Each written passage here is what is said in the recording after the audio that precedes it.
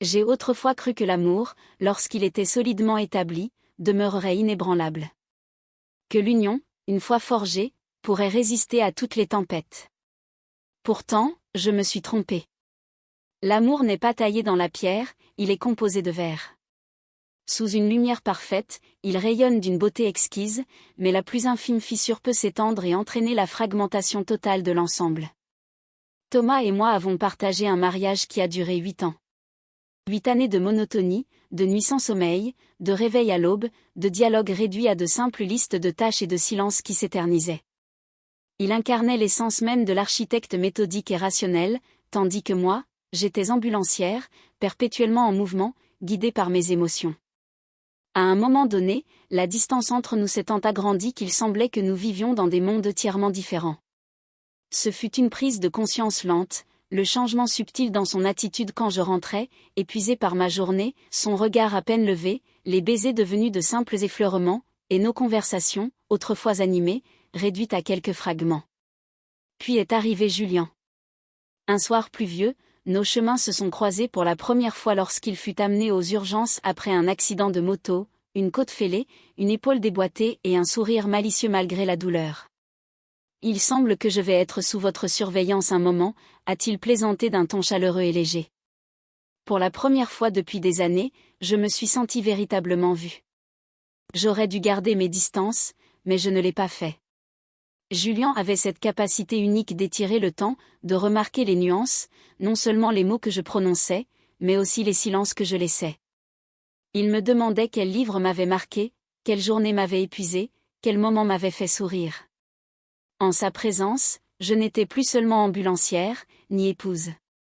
J'étais claire, et j'avais oublié ce que cela faisait. Musique. Tout a commencé comme un simple murmure. Je restais dans sa chambre d'hôpital plus longtemps que nécessaire. Je riais trop facilement. J'attendais mon travail avec une ferveur que je n'avais plus ressentie depuis longtemps. Je me persuadais, au début, que c'était anodin, qu'il n'y avait rien de mal à apprécier la compagnie de quelqu'un. Pourtant, sous la surface, je savais. Mon cœur battait plus vite quand je voyais son nom sur un dossier. Mon ventre s'agitait quand il prononçait le mien. C'était une émotion qui appartenait au premier amour, pas à une femme mariée. Un soir, alors que je surveillais ses constantes, il m'a pris le poignet un peu plus longtemps qu'il ne le fallait. « Vous semblez fatigué », a-t-il murmuré doucement. « Vous vous consacrez tant aux autres. Qui prend soin de vous ? » J'aurais dû m'éloigner, ai-je murmuré. Personne. Julien a été autorisé à sortir une semaine plus tard, mais ce n'était pas la fin. Il m'a retrouvée sur les réseaux sociaux. Son premier message était simple, « Tu me manques, Claire l'infirmière ». Je fixais les mots, le cœur battant. On peut choisir d'ignorer, d'effacer, de faire comme si de rien n'était, mais je ne l'ai pas fait.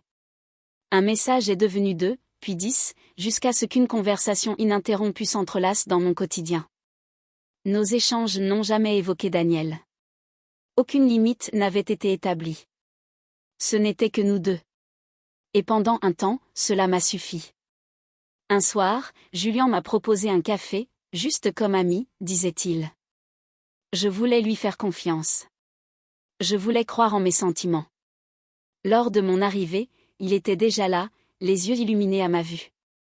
Notre conversation a duré des heures. Le monde autour s'est estompé. Nous sommes restés près de ma voiture. Il a souri. J'ai passé un moment merveilleux, a-t-il murmuré. Moi aussi, vraiment merveilleux. J'aurais dû le regarder, j'aurais dû me méfier. Claire, une plainte a été déposée. De quoi s'agit-il ? Ai-je demandé en inspirant profondément. Un rapport confidentiel faisant état de comportements inappropriés avec un patient. Le sol s'est dérobé sous mes pieds. C'est absurde, ai-je balbutié, mais ma voix tremblait. Nous prenons les limites avec les patients très au sérieux.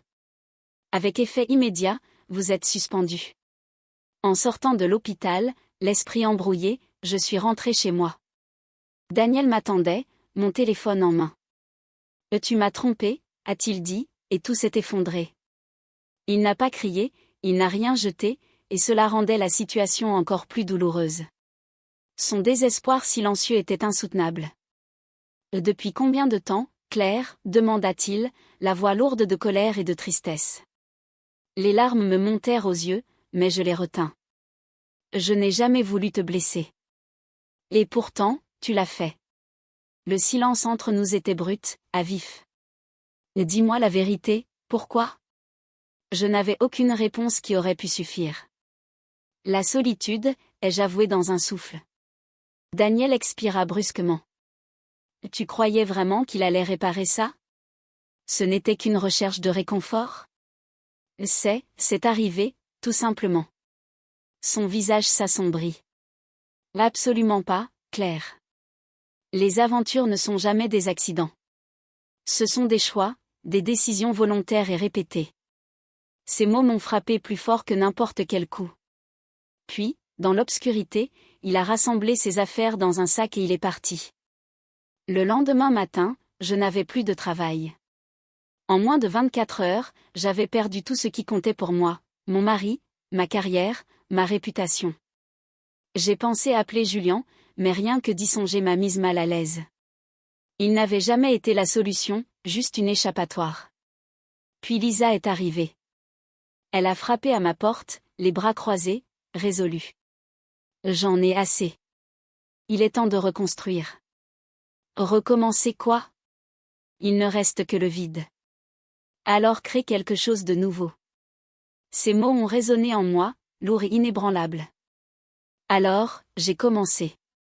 La thérapie a été une épreuve, un véritable combat. Redémarrer était effrayant, mais je l'ai fait. J'ai écrit une lettre à Daniel, non pour être pardonné, mais pour lui dire la vérité. J'ai trouvé un nouveau poste dans une clinique, mais surtout, j'ai découvert le pouvoir du pardon envers moi-même. Ce parcours n'a pas été simple, mais à chaque instant, j'ai choisi d'avancer. Pour la première fois depuis longtemps, j'ai respiré profondément sans me retourner. Recommencer n'était pas un choix, c'était une nécessité. Mais le plus difficile n'était pas la perte de mon mariage, de mon travail, ou même de ma réputation. Le plus dur, c'était d'affronter mon propre reflet. Pendant des semaines, j'ai erré dans un brouillard, tourmenté par les décisions qui m'avaient mené là. Les nuits étaient longues, remplies de doutes. Avais-je vraiment aimé Daniel ? Les choses auraient-elles été différentes si j'avais parlé au lieu de chercher du réconfort ailleurs ? Éprouvais-je des remords, ou seulement du regret d'avoir été découverte ? La recommandation pour ce poste à la clinique a été une bénédiction. Même si j'avais l'impression que c'était un pas en arrière, personne n'y murmurait mon nom. Personne ne me jugeait pour mon passé. Mais moi, je me jugeais encore, chaque fois que j'entrais dans la chambre d'un patient. Le poids de mes actes pesait lourdement sur moi. Je me rassurais en me disant que j'avais dépassé cette version de moi-même. Pourtant, une part de mon être tremblait à l'idée que peut-être, je restais encore cette personne, entre deux états. Daniel avait disparu de mon existence. J'envisageais la possibilité de le recontacter, mais quel mot pourrais-je bien choisir ? Tout ce qui comptait vraiment avait déjà été exprimé dans ma lettre. La vérité était simple, il ne me devait rien. Il méritait mieux. C'est lors d'une nuit en particulier qu'il a décidé d'appeler. Je fixais mon téléphone, le cœur battant d'anticipation. Je m'étais persuadée que ce jour ne viendrait jamais. Un instant, je restais figée, pesant soigneusement ma réponse. Un salut sans voix, puis sa voix est apparue, calme, posée, mais distincte, avec une froideur certaine. Je voulais t'informer que j'ai déposé les papiers du divorce. Je pris une grande inspiration. Je comprends. Ils arriveront bientôt. Merci de les signer et de les renvoyer dès que possible. Une boule s'est formée dans ma gorge. C'était le moment, l'inéluctabilité de tout cela. Cher Daniel. Dans cet instant d'incertitude, je me suis retrouvée confrontée à l'essence même de mes pensées, incapable de les articuler. Je suis désolée. Je comprends, répondit-il. Mais des excuses ne changent pas le passé. Puis le silence a envahi la ligne. La dissolution de notre mariage s'est déroulée comme un long et douloureux voyage. Sur le plan juridique, ce fut simple, pas d'enfant ni de bien significatif à partager. Mais émotionnellement, ce fut dévastateur. L'appartement que nous avions partagé semblait désormais vide, simple écho d'une vie disparue. C'est Lisa qui a nourri ma persévérance. Elle refusait de me laisser sombrer dans mon chagrin. Allez, debout et habille-toi, on sort, déclarait-elle, m'emmenant prendre un café, faire une promenade, n'importe quoi pour me rappeler que la vie continuait malgré mes erreurs. Et tu dois te pardonner, me dit-elle un soir, alors que nous étions affalés sur mon canapé, une bouteille de vin entre nous. J'avouais que je ne savais pas comment avancer. Alors apprends, dit-elle. C'est ainsi que j'ai commencé. La thérapie est devenue mon ancrage. Le docteur Patel, ma thérapeute, ne m'offrait pas de solutions simples, mais des vérités difficiles. Claire, tu n'es pas une méchante personne, mais tes choix ont été guidés par l'égoïsme. Accepte cela pleinement avant de pouvoir avancer. Je détestais entendre ça, mais j'en avais besoin. Le temps a passé, mois après mois. Le poids de ma culpabilité persistait, sans jamais disparaître complètement, mais il s'est allégé. Un après-midi, en quittant le travail, je pris le courrier. Une enveloppe était là, les papiers du divorce. Je les apportais à l'intérieur, les posais sur la table de la cuisine, et les contemplais pendant ce qui sembla une éternité. C'était le chapitre final, le dernier fragment de notre union, en attente de ma signature. D'une main tremblante, je pris le stylo. Sans hésitation, j'écrivis mon nom. Quand le divorce fut finalisé, j'avais changé. Je n'étais plus la femme qui cherchait la validation dans les mauvais endroits. Je n'étais plus la femme que la solitude avait poussée à commettre des erreurs.